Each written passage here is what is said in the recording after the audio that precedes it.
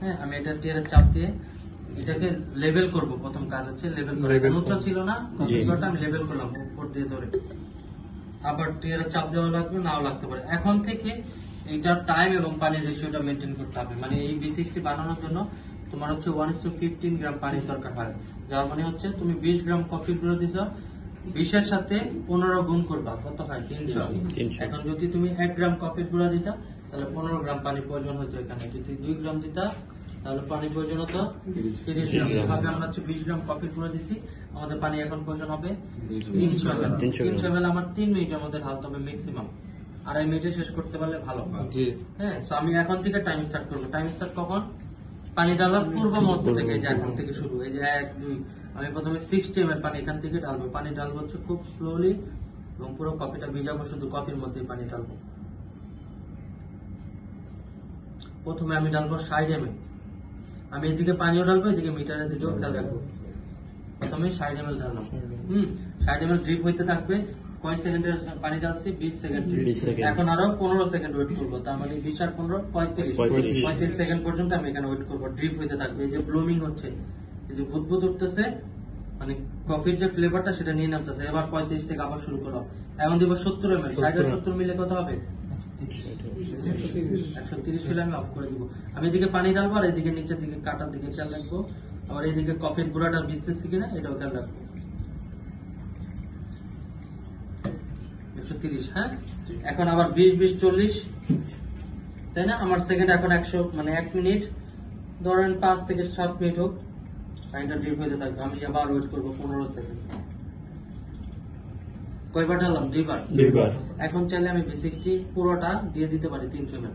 আমি চাইলে আবার 2 বারও দিতে পারি আরো। হ্যাঁ, এটাতে কোনো সমস্যা নাই, বাট আপনার টাইম মেনটেনটা করতে হবে। এখন আমি আবার দিচ্ছি। এবার 80 ml দিব। 80 হলে কত হয়? 130 আর 80 210। আমরা 210 হলে অফ করে দিব।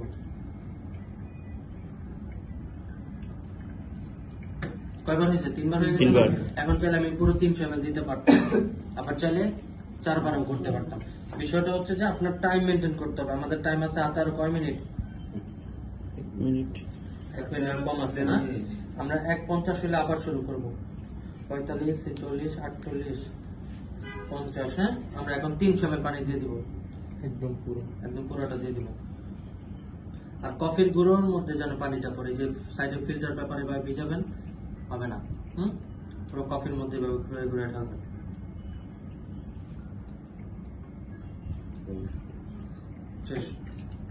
এখনো বাকি আছে 10-20 সেকেন্ড। নাকি 20 সেকেন্ড ড্রিপ হইতে থাক, পানিটা পড়তে থাক। পানিটা পড়বে না, আরো 10 সেকেন্ড 15 সেকেন্ড তো লাগবে, পড়তে থাকবে।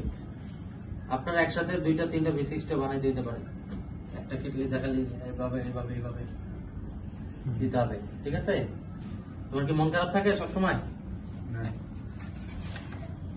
এটা ড্রিপ হোক। এবার ওই গ্লাসটা শেষ।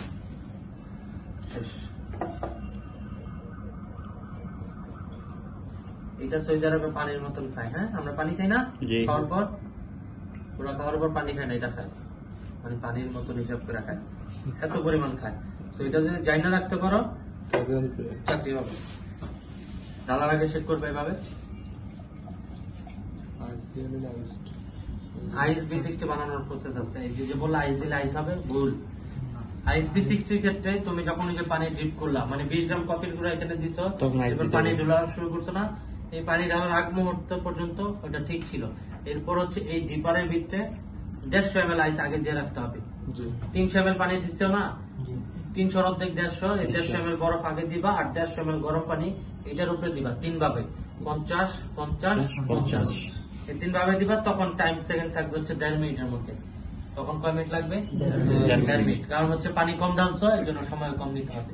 তাহলে B60 হট আর আইস কি এক না? একটু ভিন্ন। খালি কি ভিন্ন, যে পানিটা কখন পরিমাণ দিতে হবে এটা, আর টাইমটা একটু কমে আসতেছে। কফির গুঁড়া সাইজ এক, কালেক্টর জার পাত্র সব এক, শুধুমাত্র এই জারের মধ্যে কি থাকবে? বরফ থাকবে, আর নাহলে পুরোটা গরম পানি যাবে। যখন পুরোটা গরম পানি দিবা তখন এটাকে 2.5 মিনিট থেকে 3 মিনিটে শেষ করবা। আর যদি আইসড বানাও, মানে ঠান্ডা বানাও, সেক্ষেত্রে হচ্ছে অর্ধেক বরফ দিয়ে দিবা আগে, আর অর্ধেক গরম পানি দিবা। এই গরম পানি যেহেতু অর্ধেক দিয়েছো, এই জন্য সময় কমে আসছে।